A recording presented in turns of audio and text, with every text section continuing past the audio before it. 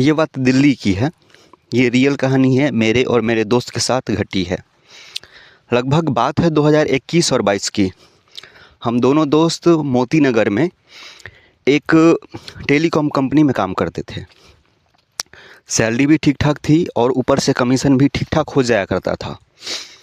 मोती नगर के बगल में एक जगह है बसई दारापुर करके, वहीं पे हम लोग रूम लेके रहते थे दोनों दोस्त। सब कुछ अच्छा चल रहा था, टाइम पे खाना पीना पार्टी सब कुछ सही था, कोई प्रॉब्लम नहीं थी। लेकिन इसी बीच हमारे जो रूम मालिक हैं उससे भाड़े को लेके कुछ कहा सुनी हो गया, जिसके कारण हमारा जो दोस्त है उन्होंने कहा कि चलो ये रूम चेंज करते हैं और किसी दूसरे रूम को ढूंढते हैं। मैंने भी एग्री कर दिया कि हाँ भाई ज़रूरी है। और यही सोच के हम उसी के आसपास एक दूसरा रूम ढूंढने लगे। इसी बीच हमारे गांव के एक और गुप्ता जी से हमारी मुलाकात हुई और मैंने उनसे कह दिया कि गुप्ता जी, कोई रूम है तो आपके नज़र में तो मुझे बताइएगा, हमें चाहिए। हम पहले जहाँ पे रूम पे रह रहे थे ना, उसके 2 गली छोड़ के एक रूम खाली था जो सबको मालूम था लेकिन हमें नहीं। उसके बाद हम दोनों दोस्त जाके वो रूम देखे। रूम का ये समझ लीजिए 2 से 3 रूम था, किचन बाथरूम सब अंदर में ही। उसका किराया तब लगभग 8,000 रुपये मुझे बोल रहा था। हम लोगों ने देखा कि चलो अच्छा है, यदि कोई और हमारे साथ हमारे कंपनी के लोग रहना चाहें तो रख लेंगे उसको, और हमारा जो किराया है वो आपस में बढ़ जाएगा तो कम हो जाएगा। ये सोच के मैंने वो रूम फाइनल कर दिया।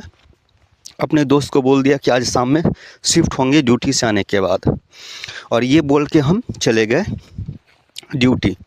जब ड्यूटी से आए तो रास्ते में गुप्ता जी हमें मिले और उन्होंने कहा कि विजय, तुम जिस बिल्डिंग में रूम ले रहे हो ना, उस बिल्डिंग में जो तुम पार्टिकुलर रूम सर्च किए हो वो रूम नहीं लेना, कोई दूसरा रूम ले लेना। अब ये मेरे मन में आया तो मुझे पता चला कि गुप्ता जी भी रूम ढूंढ ही रहे थे। तब मैंने सोचा शायद ये रूम गुप्ता जी को पसंद आ गया हो, इसलिए ये मना कर रहे हैं। मैंने उसको हाँ कह के वहाँ से आगे बढ़ गया। हम रूम पे आए, अपने पुराने रूम मालिक को किराया कंप्लीट किए। फाइनल करने के बाद उनको बोल दिए कि हम लोग जा रहे हैं, और हाँ, यदि मुझे कोई ज़रूरत पड़ेगी तो मैं फिर से आपके रूम में आऊँगा, तो आप बुरा नहीं मानिएगा। तो वहाँ पे मैटर को सॉल्व करके रूम मालिक से हम लोग हाथ वगैरह मिला के चले गए वहाँ से। जब हम और मेरा दोस्त रूम को सेट कर रहे थे नए रूम में, तो एक और लड़का मेरे साथ आया था रूम देखने कि विजय भाई, तुम जहाँ पे रह रहे हो मुझे रूम दे, उस रूम में मुझे भी रख लो, हम लोग साथ में रहेंगे, हम अपना किराया जो है ना आपस में डिवाइड कर लेंगे। हमने सोचा सही है, 2 से भले 3, हमारा किराया है वो बच जाएगा। उसी टाइम जब हम लोग रूम में गए तीनों लोग, तो जो नया लड़का आया था ना, उनको डर होने लगा। वो बोल रहा है कि विजय भाई, मेरा दम घुट रहा है, मुझे कुछ अच्छा नहीं लग रहा है, मुझे चक्कर जैसे आ रहा है, मैं अभी यहाँ से नहीं रहूँगा, मैं जा रहा हूँ, बाद में मैं आता हूँ। मैंने बोला चलो सही है, थोड़ा सा कंजेस्टेड एरिया है, बहुत सारे रूम हैं, लोग बहुत सारे हैं, तो हो सकता है। वो वहाँ से चला गया। हम लोग रूम सेट कर रहे थे ना, तो वहीं पे लगभग 18-19 साल का लड़का बगल में खड़ा होकर सिगरेट पी रहा था अपने मम्मी पापा से छुप के। उसने कहा भैया, आप लोग इस रूम में मत रहो, ठीक है, ये रूम अच्छा नहीं है, और ये कह के वहाँ से वो चला गया। मैंने तब सोचा कि अरे अभी जो नया लड़का आया था यहाँ पे रुकने, उसका भी सांस लेने में दिक्कत हो रही थी। ये जो यहाँ पे रह रहा है, पता नहीं कितने सालों से रह रहा होगा, ये बोल रहा है कि इस रूम में नहीं रुको।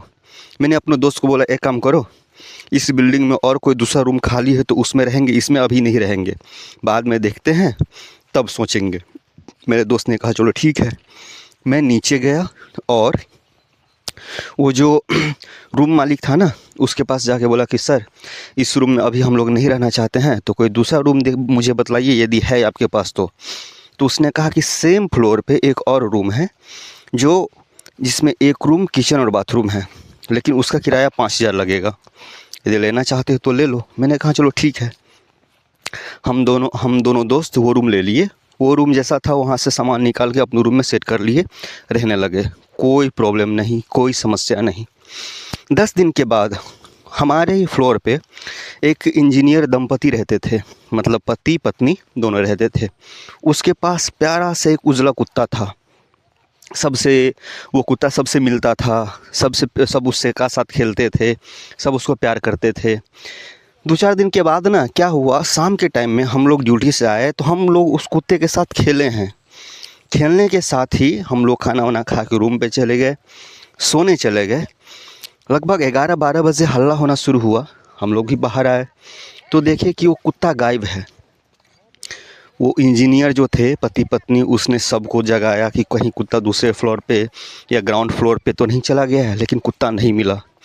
अगले दिन उस इंजीनियर ने जाके पुलिस में कंप्लेन किया। पुलिस आया, सब कुछ देखा, कहीं कुछ नहीं मिला।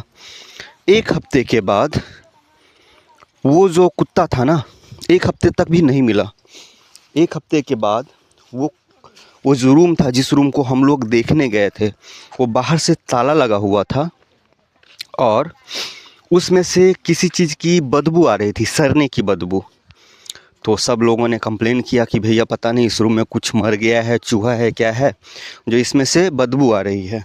रूम मालिक आया, बाहर से ताला खोला, तो ताला खोलने के बाद जब दरवाज़ा खोला गया ना, तो दरवाज़ा खुल ही नहीं रहा, अंदर से दरवाज़ा लॉक था। अब सब परेशान कि जब इस रूम में कोई है नहीं तो दरवाज़ा अंदर से कैसे लॉक हुआ। फिर धक्का मार के जब उसको तोड़ा गया तो जिस रूम में हम लोग सामान सेट कर रहे थे, उसी रूम के ऊपर जहाँ पे पंखा लगाया जाता है, पंखा की कड़ी होती है, वहाँ पे कुत्ते की फांसी लगी हुई थी और कुत्ता मरा हुआ था। अब सब परेशान, हम लोग भी परेशान कि ऐसे कैसे हो गया।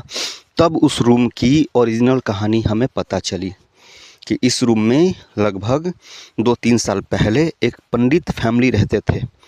पंडित जी, उनकी पत्नी और उनका एक लड़का जो वहीं पे रह के पढ़ाई कर रहा था। और इसी पढ़ाई करते करते उनको एक ऐसी लड़की से प्यार हो गया जो देखने में तो खूबसूरत थी, लेकिन वो छोटी सी जाति से थी।